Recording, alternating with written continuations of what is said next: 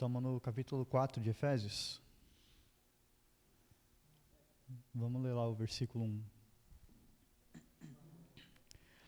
Rogo-vos, pois, eu, o prisioneiro no Senhor, que andeis de modo digno da vocação que fostes chamados. Paulo aqui ele começa se apresentando como prisioneiro do Senhor. Lá no capítulo 3, ele também fez uma apresentação parecida. Só que lá, ele falou prisioneiro do Senhor. Aqui nessa tradução também está do Senhor, né? Acho que eu li do Senhor aqui. Só que algumas traduções... Não, é no Senhor. Prisioneiro no Senhor, no capítulo 4. Algumas traduções estão do Senhor também. Só que eu fiz questão de ver, né, lá no grego, e realmente eu vi que é no Senhor. Então o sentido ele muda um pouquinho, né? Lá no capítulo 3, quando ele fala do Senhor, o que ele quer dizer? Ele quer dizer que ele é prisioneiro não necessariamente por autoridades humanas, mas ele é prisioneiro de Cristo no sentido de que ele pertence a Cristo, né? Então, ele tem uma identidade completamente envolvida por Cristo. E então, nesse capítulo 3, a gente vê essa afirmação dele como uma causa. O fato dele ser prisioneiro de Cristo leva ele a se dedicar ao Evangelho. Já no capítulo 4 aqui, no Senhor, a gente pode entender que ele está falando que ele é prisioneiro, mas como consequência dele servir ao Senhor, né? Então lá no capítulo 3 seria uma causa que é uma consequência. Ele vai falar também, rogo-vos. A palavra rogo aqui, no grego parakaleo, significa implorar, convidar ou solicitar. Essa era uma palavra usada no contexto militar da Grécia Antiga. Ela servia para encorajar as tropas antes das batalhas, para eles ficarem conscientes também dos perigos. E é interessante, Paulo está fazendo essa apelação, rogo-vos, né? Não é uma ordem autoritária, ele está fazendo uma apelação, e ele convida as pessoas, para quem ele está escrevendo, a viver de uma maneira digna, né? Ele vai falar aqui, por consciência e por compromisso voluntário. E é interessante, né? Porque ele convida para viver de modo digno por consciência própria, assim como esse termo, como eu falei, que era usado lá no contexto militar, era justamente também para os soldados terem consciência dos perigos. E a gente sabe também que levar o evangelho tinha perigos lá no primeiro século, né? Foi muito difícil, então exigia muita disposição. E Paulo está fazendo esse apelo para que, por consciência própria, os irmãos fossem encorajados a continuar essa missão.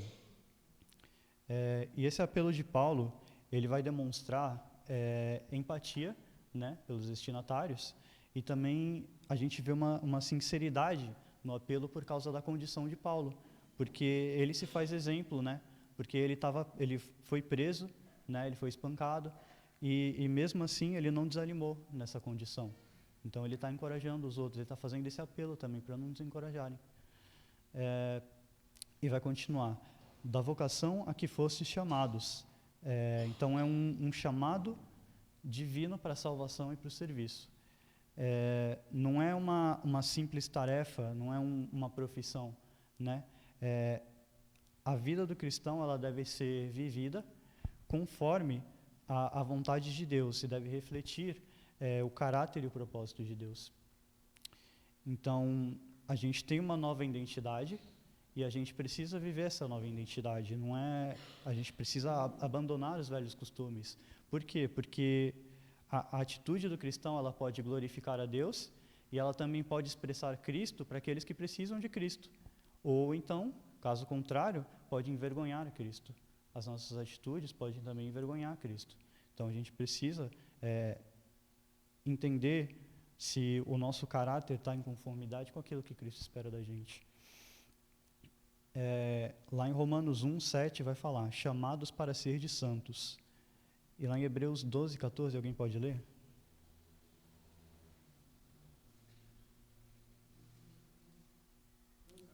Hebreus 12:14.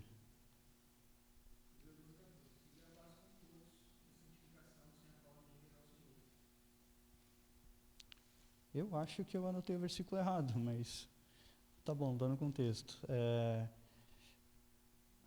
Era o versículo que eu ia falar sobre, falava sobre viver a santificação como é um desafio, isso, né?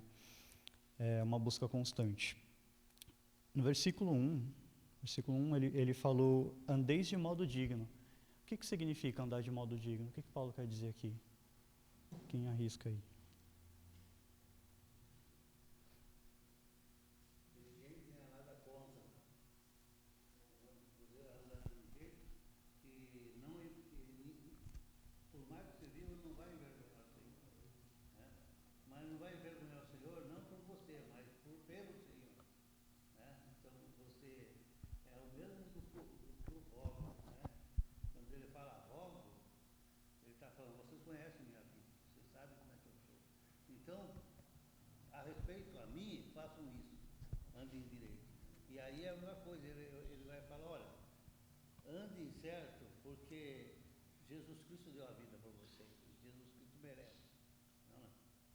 Isso aí.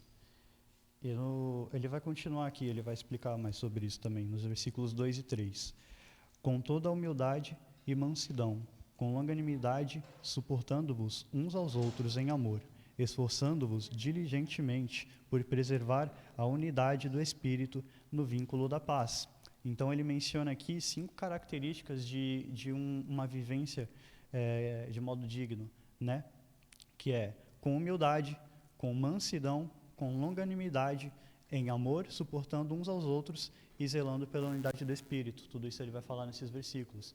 E esse zelo pela unidade é basicamente o tema central dessa parte, dessa primeira parte de Efésios 4.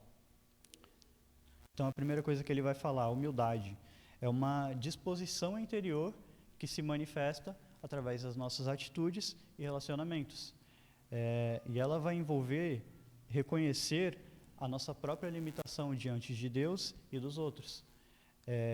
A humildade, uma pessoa humilde, ela não busca superioridade, ela não busca exaltação própria. Então é a ausência do orgulho também. Porque uma pessoa orgulhosa, ela valoriza a si mesma. Só que uma pessoa humilde, ela valoriza o próximo, ela honra o próximo. E isso requer também disposição para servir, né? Porque Cristo nos ensina a servir uns aos outros. E a humildade, ela é um aspecto fundamental para a unidade, né, que é o tema central do capítulo 4. Uma pessoa humilde, ela colabora para o crescimento de toda a igreja. A humildade, ela não é uma fraqueza, né, ela é uma força espiritual. É refletir o caráter daquele que se esvaziou, né, para ser como nós, para servir e se sacrificar por nós. Isso é humildade. E esse é o princípio que molda o nosso caráter, né? Porque por que a gente deve amar? Porque Deus nos amou. Por que a gente deve perdoar? Porque Deus nos perdoou. Por que a gente deve ser humilde? Porque Cristo foi humilde e se dispôs a fazer a vontade do Pai e me dar um presente que eu não merecia, e servir e se sacrificar.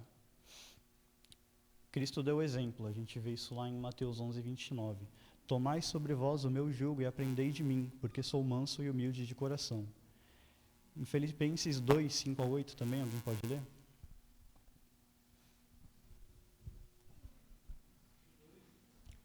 Filipenses 2, do 5 a 8.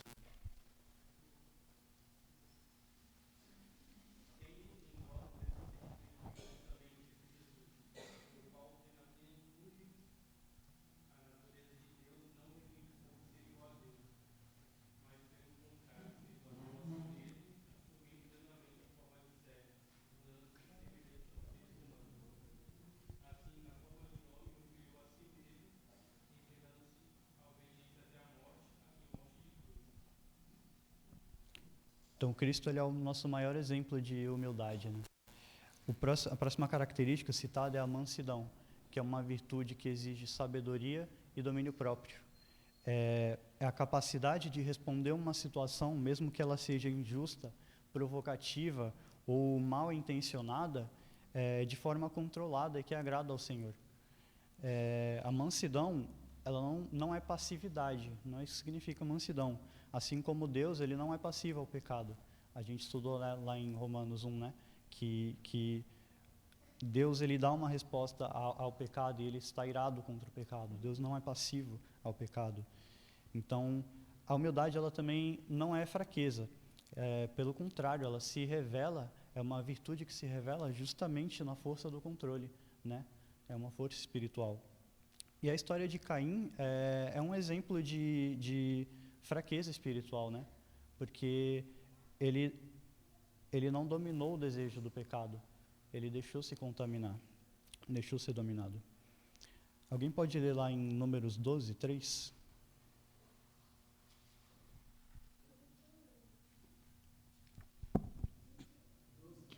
Isso. Era o varão Moisés muito manso, mais do que todos os homens que havia sobre a terra. É interessante, né, que Moisés ele é citado como um homem muito manso. A primeira vez que eu li isso, eu até já comentei lá na aula dos jovens, né? A primeira vez que eu li isso, eu fiquei um pouco surpreso. Não era essa visão que eu tinha de Moisés quando eu estava lendo. Só que quando a gente começa a entender as características de uma pessoa mansa, né? A gente vê que realmente porque ele suportou muita coisa, inclusive ataques pessoais, mas mesmo assim ele não manteve ressentimento. Ele entregou a Deus, ele confiou a Deus e seguiu a vontade de Deus o tempo todo. Então isso é a característica de uma pessoa mansa. Só que ele não foi passivo ao mal, né? A gente vê como exemplo lá, quando ele desce do monte, vê aquele bezerro de ouro. Ele não aceitou aquilo, né? Ele confrontou Arão por causa daquilo. Então, a mansidão, ela não necessariamente é ser passivo. É a gente saber se comportar, a gente saber reagir a algo de forma que agrade a Deus. E a mansidão, ela requer submissão a Deus.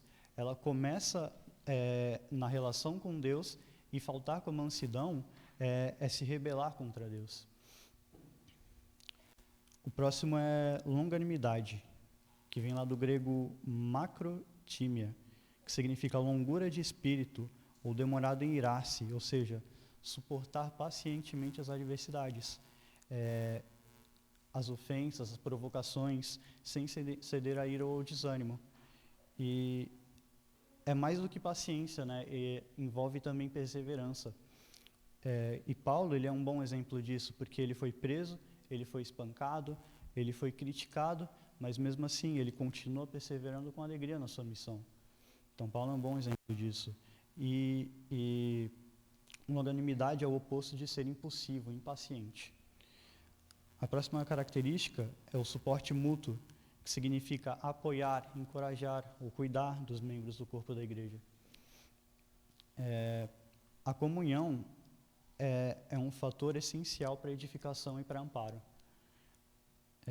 E ela também vem de um suporte prático, que não se limita a uma palavra de apoio, a um conselho, mas também a gente se dispor a servir e prover o que for necessário a um irmão. Seja numa situação de doença, de desemprego, de luto, ou outra crise, a gente precisa ativamente se dispor a servir a um irmão. E a oração, ela também é uma forma de dar suporte, né?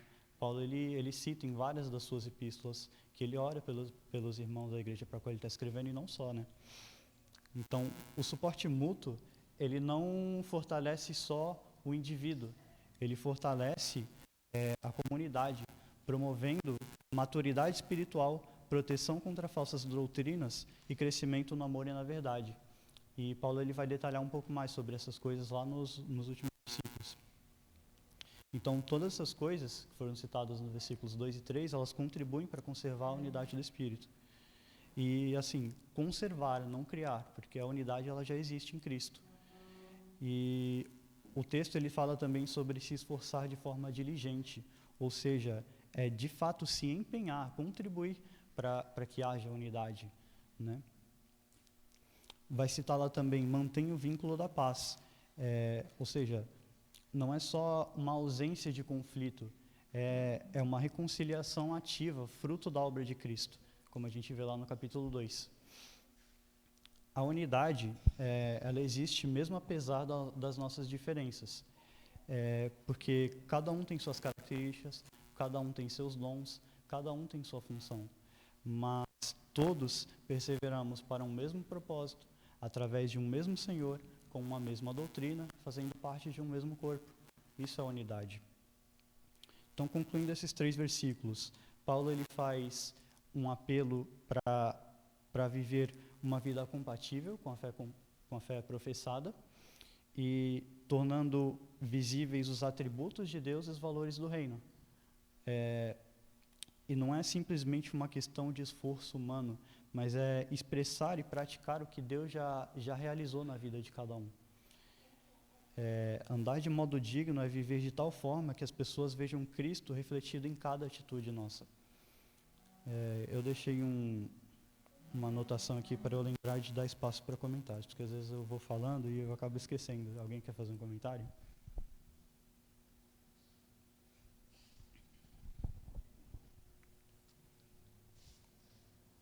Acabou minha água. Nenhum comentário? Vamos lá então. Os versículos 4 ao 6. Há somente um corpo e um espírito, como também fostes chamados numa só esperança da vossa vocação. Há um só Senhor, uma só fé, um só batismo, um só Deus e Pai de todos, o qual é sobre todos, age por meio de todos e está em todos. Então a gente vai ver aqui nos versículos 4 ao 6 uma disposição de 7 elementos que representam uma base teológica para a unidade cristã. No versículo 4 a gente vê um só corpo, um só espírito, uma só esperança. No versículo 5, um só Senhor, uma fé e um só batismo. E no versículo 6, um só Deus e Pai de todos. Então vamos explorar cada um desses. Um só corpo, claro que ele está se referindo à igreja, né, o corpo de Cristo, a igreja, que não é uma instituição humana, é um organismo vivo e espiritual. A gente já estudou isso em alguns capítulos aí. E que é indivisível e transcende fronteiras geográficas e culturais. E esse corpo ele tem uma cabeça, que é Cristo. Cristo é a autoridade sobre a igreja, ele dá a direção e todo o corpo obedece e agrada a ele. Romanos 12, do 4 ao 5, alguém pode ler?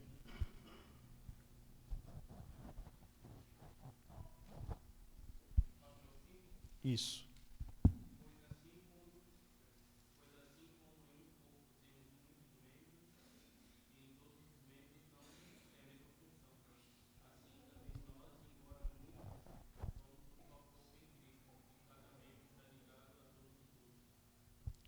O corpo ele vive em harmonia e unidade e tem um só Espírito, que é o próximo elemento citado. Um só Espírito, que é o Espírito Santo, que é o agente vitalizador, unificador e mantenedor do corpo, que ajudou a igreja a se estabelecer e até hoje ele continua nos guiando e mantendo a unidade. A gente... Não vou citar isso não. Tá, o próximo. Uma só esperança. Que significa, representa a certeza da salvação eterna. Quer falar? Ah, tá. Você levantou a mão. Uma só esperança representa a certeza da salvação eterna, que não é só um desejo incerto, é uma expectativa segura e inabalável. É a gente confiar naquilo que foi prometido por Deus. Ela é fundamentada na promessa e no poder de Deus, manifesto na ressurreição de Cristo. Ela é baseada na vocação, a vocação que foi citada lá nos primeiros versículos, ou seja, o próprio Deus ele nos convida a essa esperança. Alguém pode ler lá Hebreus 6, do 17 ao 19?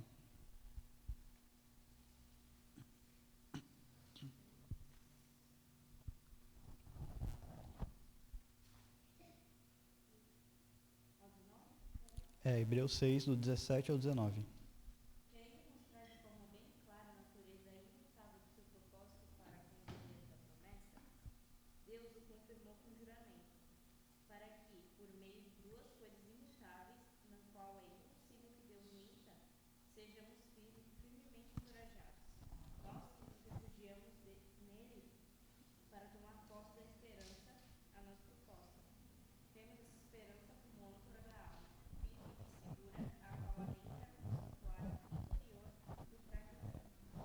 Então a gente vê 3 afirmações aí relacionadas ao que a gente está falando. Herdeiros da promessa, lançar mão da esperança e âncora da alma. O que seria âncora da alma? representa algo seguro e firme, que nos mantém constantes mesmo diante de uma tempestade. E essa esperança, ela nos motiva a perseverar, ela nos motiva a viver em santidade, e porque no final vai valer a pena, né? Lembrando que a gente está falando sobre unidade, então todos compartilham a mesma esperança e todos se consolam pelo mesmo motivo por conta disso. E não é uma esperança passiva, ela é ativa, ela impulsiona a buscar a santidade, como a gente vê lá em 1 Pedro 1:3. Alguém pode ler?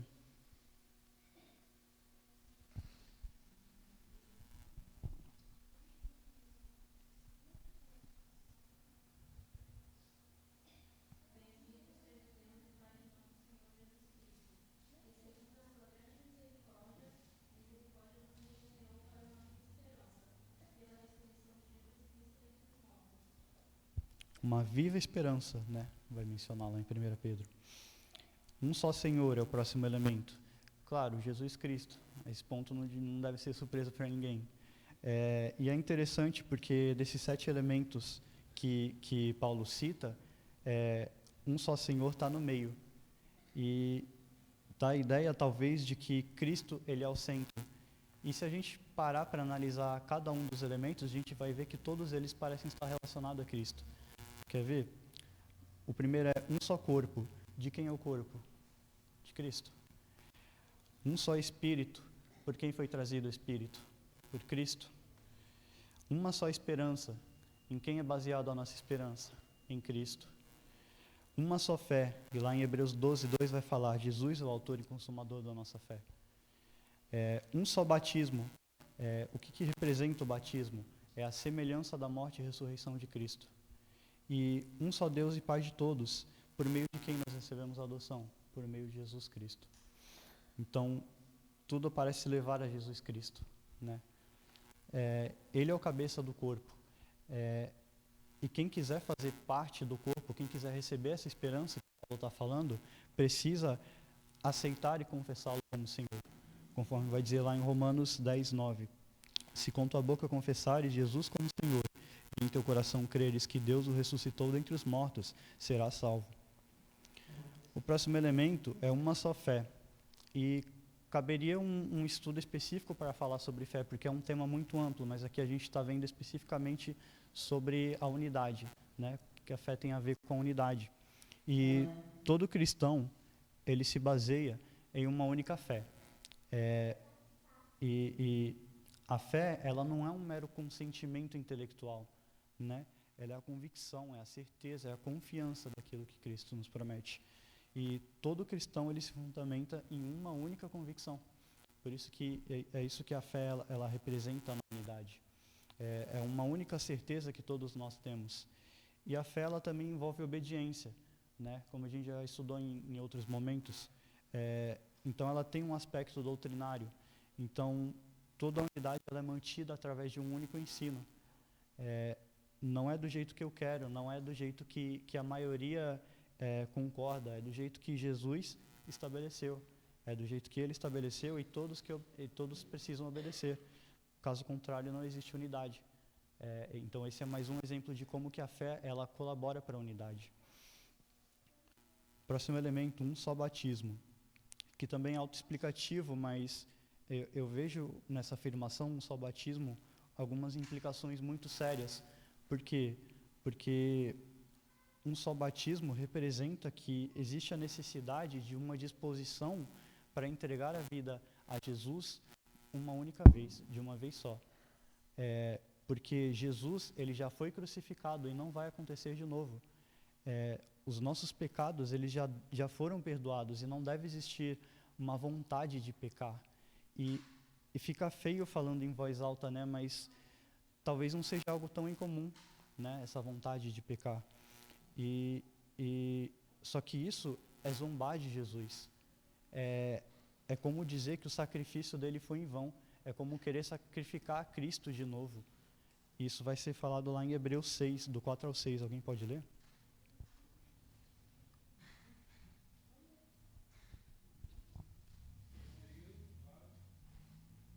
Hebreus 6, do 4 ao 6.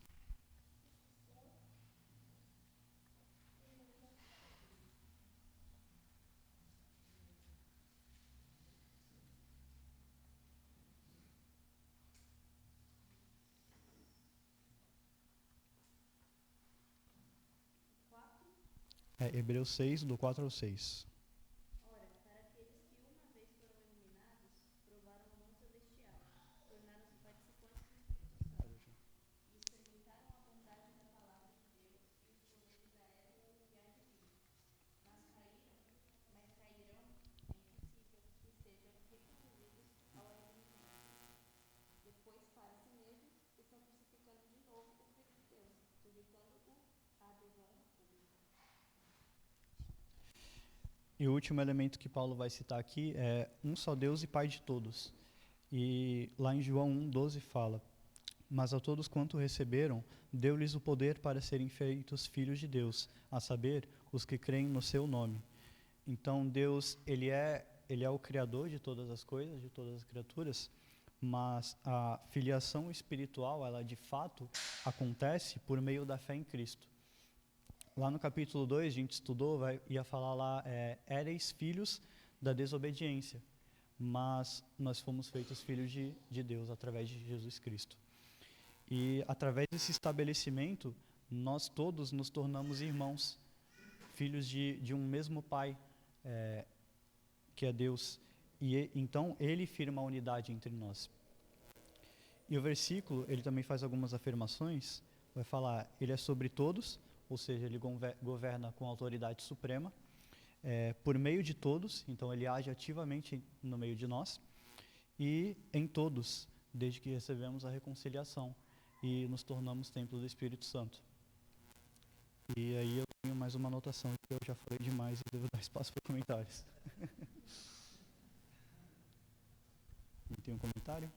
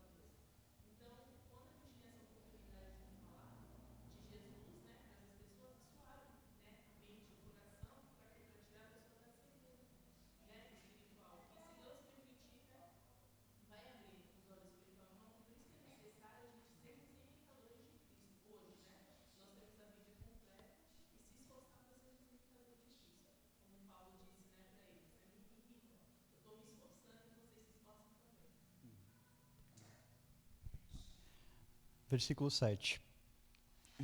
E a graça foi concedida a cada um de nós segundo a proporção do dom de Cristo. O que vocês entendem desse versículo? Vou ler de mais uma vez. E a graça foi concedida a cada um de nós segundo a proporção do dom de Cristo. Queria ouvir uma opinião de qual entendimento você tem desse versículo, assim, lendo de cara.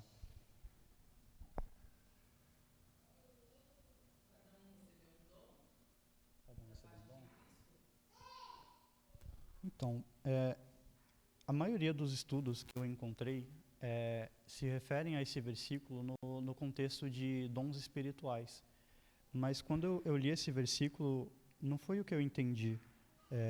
E aí eu comecei a pesquisar mais a fundo disso. Esse versículo é um versículo bem complexo de entender. Eu estava até conversando com o irmão Francisco sobre ele. Porque a palavra dom usada aqui, ela vem de doreia. E doreia, dificilmente não tem nenhuma ocorrência de doreia que fala sobre os dons espirituais. É sempre carisma, né? Então, não sei se realmente dá para entender que esse versículo está tratando de dons espirituais. E ele começa também com a palavra grega de, que pode significar tanto e como mas. E não tem como a gente saber exatamente qual que é a tradução correta disso. Mas o que eu entendo, lendo desse versículo, é que Paulo ele está recordando de que cada um de nós recebeu a graça de forma que ela é suficiente para atender às nossas necessidades, né? Porque o dom aqui, o doreia, que fala é justamente esse presente gratuito que nós recebemos, né? Então, eu não consigo interpretar esse versículo de forma que fala sobre os dons espirituais, não que seja um problema tratar como um sinônimo, né, dons espirituais, no carisma e doreia, mas o que eu entendo desse versículo é justamente que ele está fazendo uma recordação de que nós recebemos a graça e essa graça ela foi suficiente para atender a nossa necessidade, né? E essa necessidade é o que vai falar lá em Romanos 3, 23 a 24. Pois todos pecaram e carecem da glória de Deus, sendo justificados gratuitamente por sua graça, mediante a redenção que há em Cristo. Então, quando fala ali de medida ou proporção, dependendo da tradução, talvez se referindo à suficiência, né? Foi suficiente para atender a nossa necessidade, que é essa carência da graça de Deus que nós tínhamos. Versículo 8.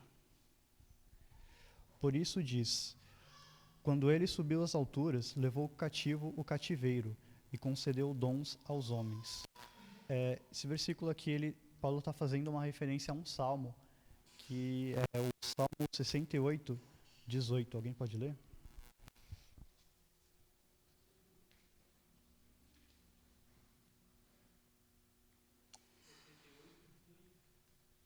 Isso.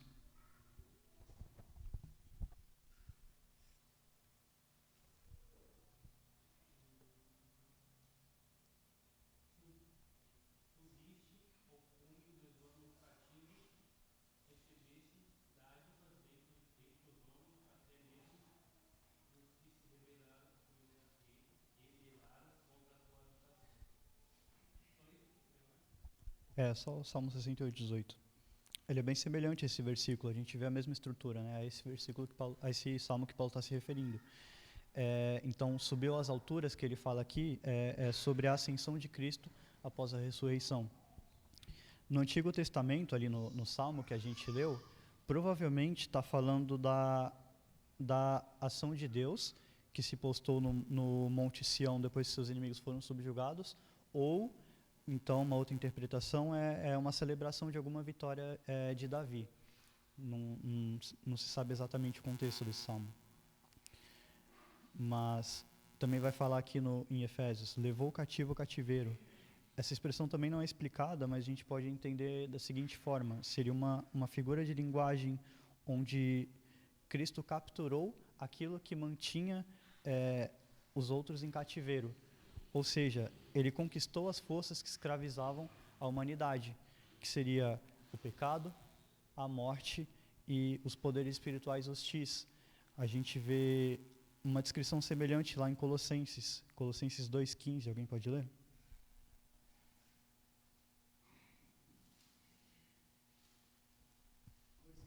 Isso. E despojando os principados e as potestades, publicamente os expôs ao desprezo, triunfando deles na cruz. Uma outra interpretação também seria a remoção dos cristãos que estavam, dos cristãos não, dos santos que estavam no Hades e foram levados para os lugares celestiais. Essa interpretação, ela também faz sentido, porque no versículo 9 vai falar, também havia descido. E então Cristo, a interpretação seria que Cristo ele desceu ao Hades, venceu a morte e ascendeu, resgatando os que eram prisioneiros, né, nessa prisão. Pode falar, Pedro.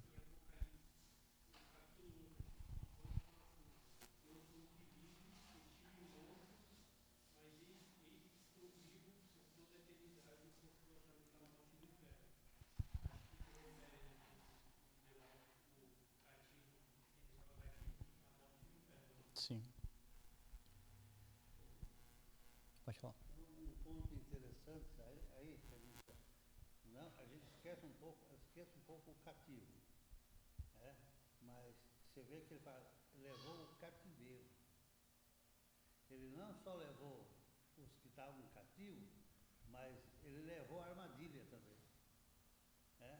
Levou o cativo e o cativeiro, né? Quer dizer, quando Deus faz isso, Jesus faz isso, não existe mais perigo do cristão se perder. Por quê? Porque não tem mais. A armadilha cessou. Não. Principalmente a armadilha que pegou essas pessoas todas.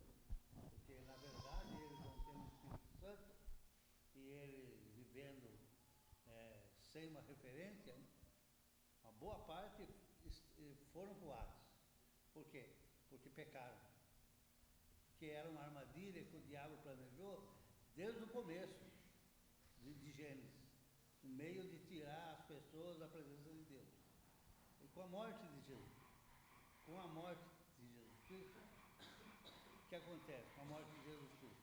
Ele leva o cativo, mas ele leva também o cativeiro, entendeu? Por que a igreja tem que ter consciência de que ela é uma maravilha? Porque não tem mais como o diabo aprontar armadilha. A única armadilha que pode ser feita é por nós mesmos, entendeu? Mas não vai haver. Ah, mas o fulano de tal é ruim, pecou, caiu. Mas foi ele, não foi mais uma armadilha do diabo, porque não tem mais armadilha, né? Boa. E vai continuar. Concedeu dons aos homens. No Salmo, a gente vê que o Senhor ele recebia, e provavelmente se referindo aos despojos de guerra, né? Agora aqui em Efésios, o Senhor concede bênçãos espirituais. A palavra dom usada nesse versículo, ela representa um presente genérico mesmo. Ela não está se referindo especificamente aos dons espirituais, mas pode incluir também os dons espirituais. Então, com base nessa sequência aqui descrita e a referência ao Salmo, a gente pode entender o versículo 8 da seguinte forma. Cristo ele é descrito como alguém que triunfa na batalha contra o mal, e ele tendo vencido essa batalha, ele ganha muitas riquezas, e essa riqueza ele distribui a todos. É dessa forma que a gente pode entender o versículo 8. Versículo 9, o Paulo vai fazer uma colocação lógica, né? Se Cristo subiu, então necessariamente ele desceu primeiro, né? Porque vai falar lá que subiu. Isso não significa que nada pode subir sem descer, porque Paulo está se referindo aqui especificamente a Cristo.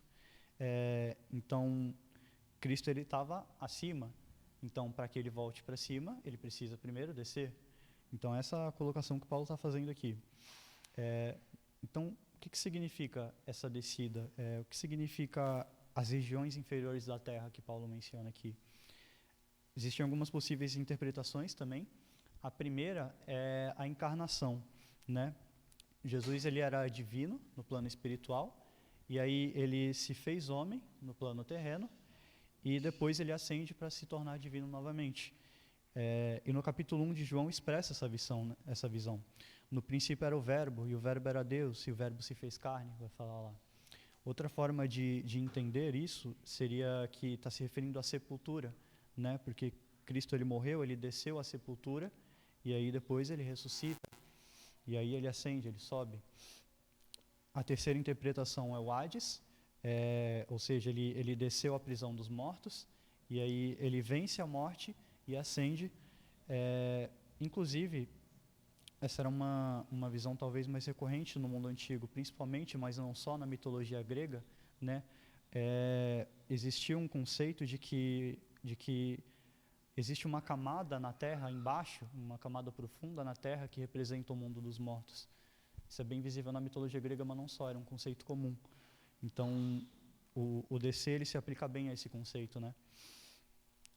A outra forma de interpretar é a humilhação, né? Porque Cristo ele era divino, cheio de glória, e aí ele se esvazia, ele se humilha como homem, e depois ele é exaltado pelo Pai novamente. Então, talvez essa subida, descida, subida, possa estar representando isso também. Ou então pode se referir não só a uma dessas interpretações, mas todo esse ciclo pelo qual Cristo passou, né?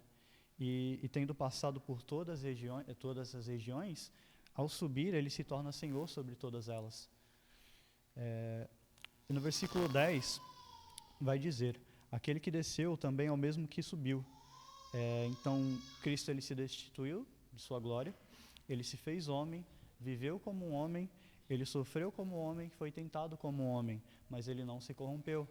E ele ressuscita e ele retorna ao Pai perfeito como ele sempre foi. Lá em Hebreus 4, 14 e 15, alguém pode ler?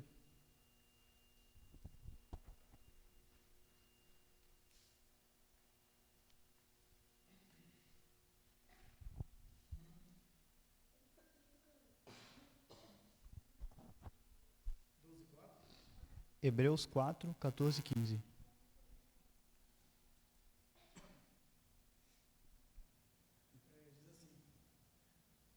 Jesus, o sumo sacerdote, que se compadece de nós. Tendo, pois, a Jesus, o Filho de Deus, como um grande sumo sacerdote que penetrou os céus, concebemos firmes a nossa confissão. Porque não temos sumo sacerdote que não possa compadecer-se das nossas fraquezas.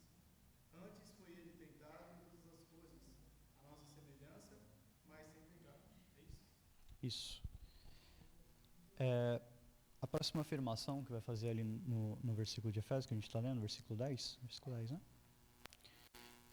Acima de todos os céus. É um contraste extremo a quando ele cita as regiões inferiores à terra, né? Expressa o domínio sobre toda a criação.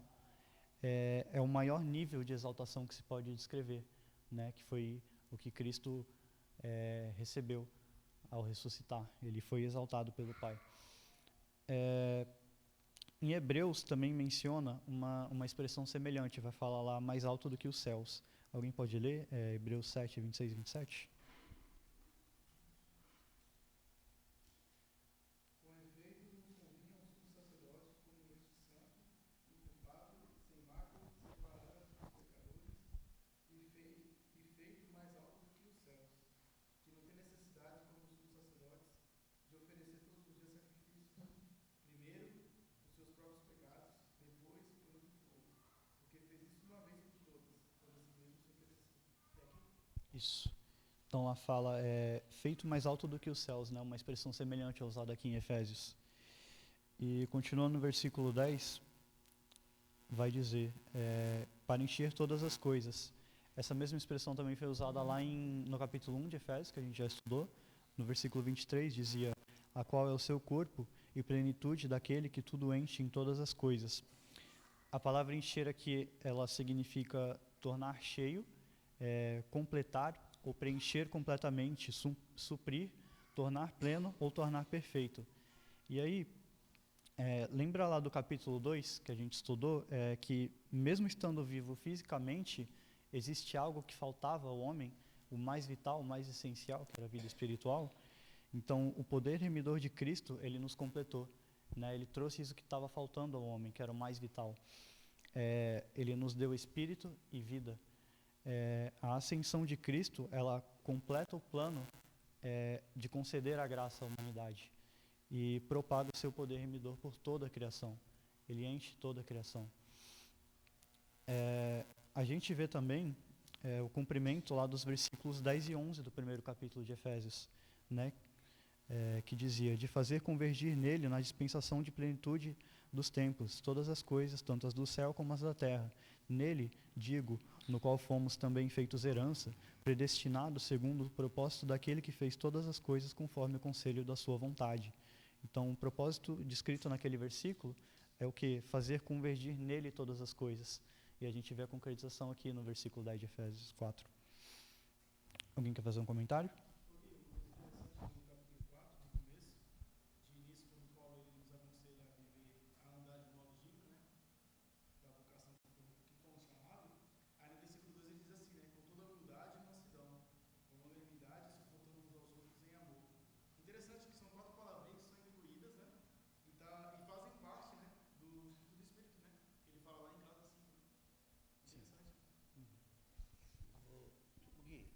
Inclusive, quando Maria encontra com Jesus, lá quando ele é ressuscitado, e ele aparece para ela, a gente vê uns paradoxos, né? Primeiro que Maria não reconheceu Jesus. Ele viveu tanto tempo junto com Jesus e não reconheceu Jesus. Segundo que a roupa de Jesus estava sobre a pedra, a roupa estava sobre a pedra e ele não estava nu, ele estava de roupa, né? E o mais interessante ele vai falar, deixa Maria, que eu tenho que subir ainda. Ele não tinha subido ao Pai ainda, né?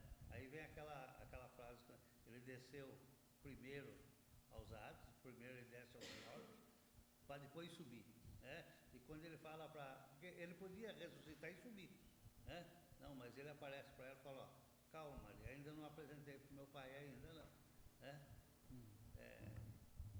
Conhecimento só, né? Faz sentido.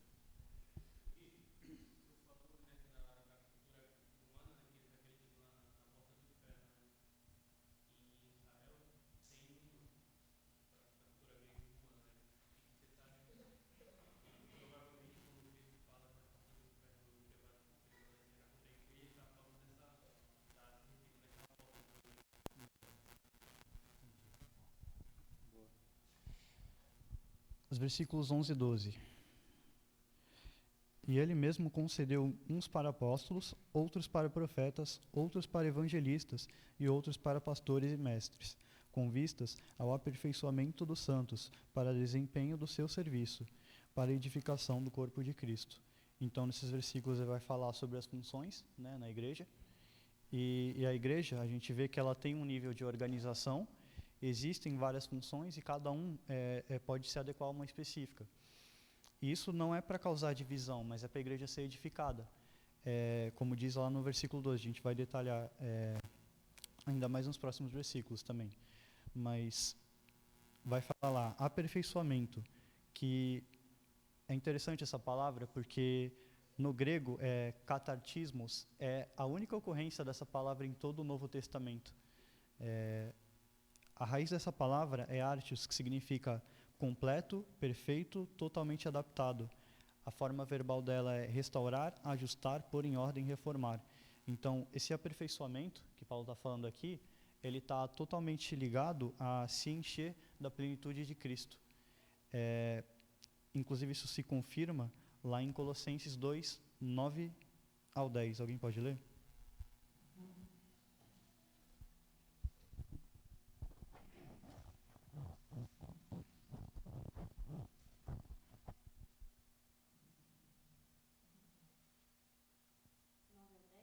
Isso. Por isso Deus o exaltou à mais alta posição e lhe deu o nome que está acima de todo nome, para que ao nome de Jesus se dobre todo o joelho, nos céus, na terra e debaixo da terra. É o capítulo 2? Efésios, não, é Colossenses 2, 9 ao 10.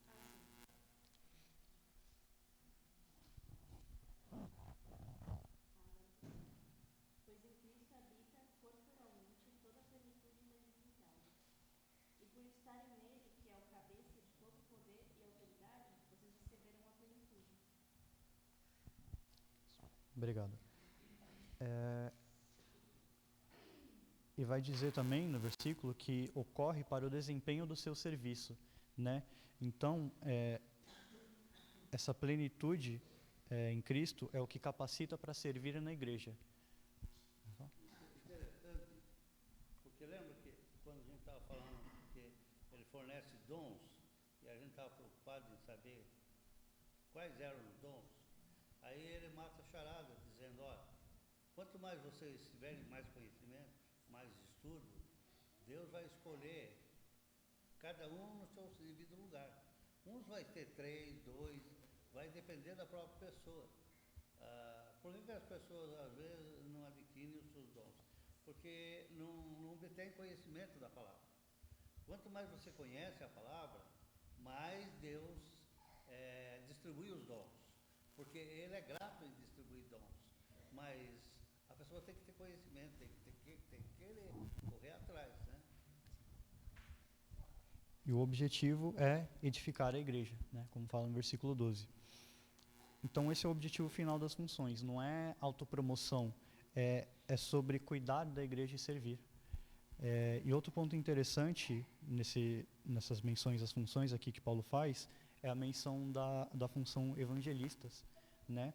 Por quê? Porque ele está citando aqui as funções que contribuem para a edificação da igreja, e o evangelista é uma delas. Ou seja, talvez quando a gente pensa em cuidar da igreja, a gente está pensando só no interno, né? Mas o trabalho evangelístico é vital para o corpo. É importante para o corpo crescer, né? Versículo 13. Até que todos cheguemos à unidade da fé e do pleno conhecimento do Filho de Deus, à perfeita varonilidade, à medida da estatura da plenitude de Cristo. Essa aqui é uma das mais belas declarações do Novo Testamento no que diz respeito ao processo de edificação da igreja. Ele mostra o aspecto do que é uma igreja madura, né? E vai falar lá, até, e vai continuar depois, que cheguemos, mencionado no começo do versículo.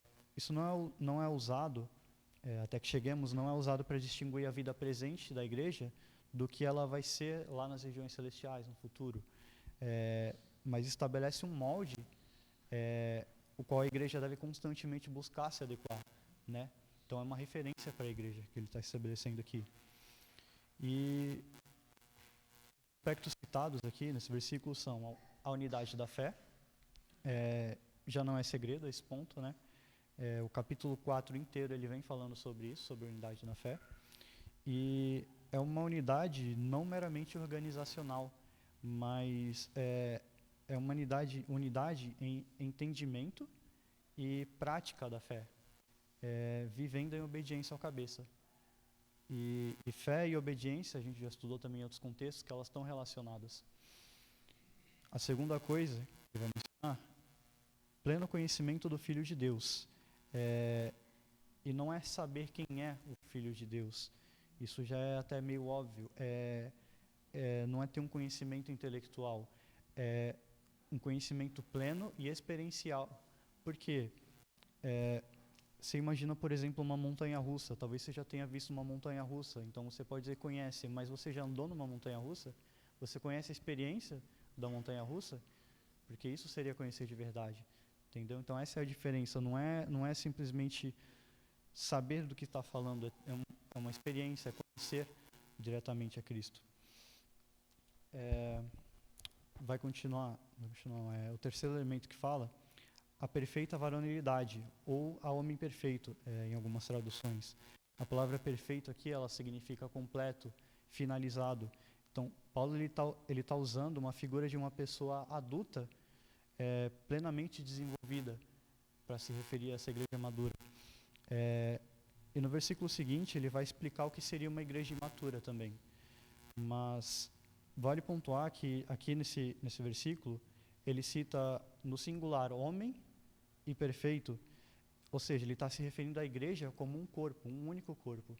Então, a igreja como um todo é amadurecida, que vai atender essas características que Paulo está falando. E a quarta característica, a medida da estatura de plenitude de Cristo. Porque Cristo ele é o padrão absoluto de maturidade espiritual e de perfeição para a igreja seguir. No versículo 14. Nossa, está acabando o tempo. para que não mais sejamos como meninos, agitados de um lado para o outro e levados ao redor por todo vento de doutrina, pela artimanha dos homens, pela astúcia com que induzem ao erro. Então aqui a gente vai ver o que seria a imaturidade espiritual, né? Em contraste ao que Paulo estava falando sobre a maturidade. Ele usa aqui a palavra menino, que dá um contraste ao que ele usou no versículo anterior também, homem formado, né? Só que Paulo, ele não está tratando da incapacidade de receber ensinamentos superiores, como foi o caso lá de 1 Coríntios, né? Que ele escreve lá na carta de 1 Coríntios, que eles não estavam capacitados para receber entendimentos superiores, porque eles... Pode falar. Não, pode falar. Então, é muito interessante porque ele fala que na igreja, isso a gente for ver, tem mesmo, tem muita gente que tem fé, mas uma fé sem conhecimento. Não é uma fé sem conhecimento, é justamente isso aí, sem conhecer a plenitude do que Jesus Cristo passou para nós. Ok? Então você conhece sobre a ceia, sabe as passagens, sabe o objetivo, sabe o porquê? Então você tem uma fé com conhecimento. Agora, se você vem então uma ceia, mas você não sabe nada da ceia, então é como criança, está fazendo porque ouviu falar que é bom. Mas o que a Bíblia fala, através de Paulo, ele vai falar assim, não, vocês têm que ter conhecimento, conhecer a Cristo. Mas conhecer a Cristo, você não sabe, Cristo morreu na cruz, mas todo mundo, o mundo inteiro sabe isso.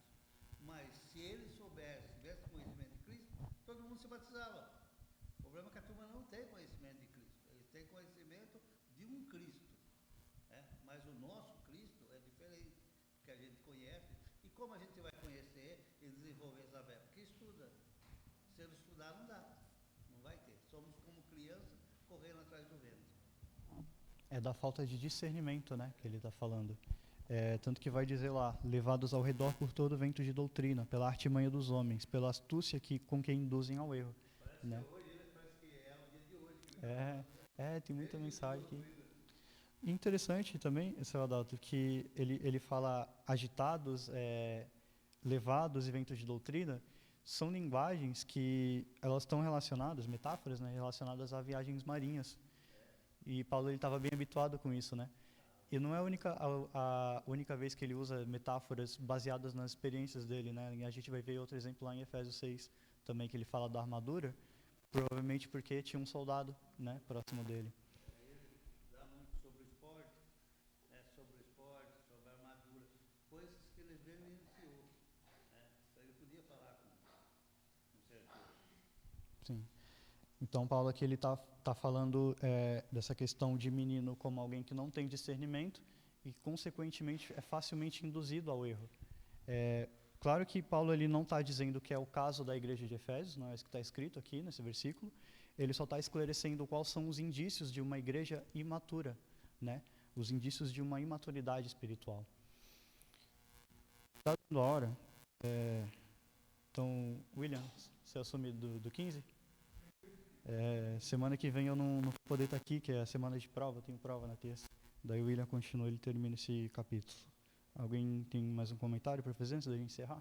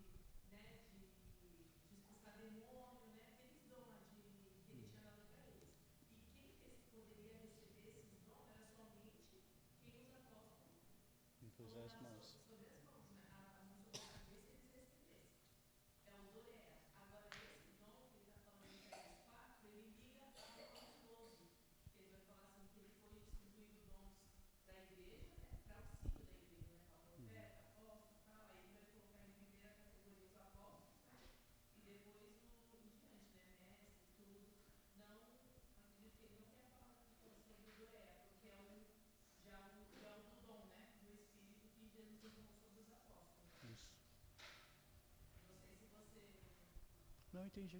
Aham. Podemos encerrar?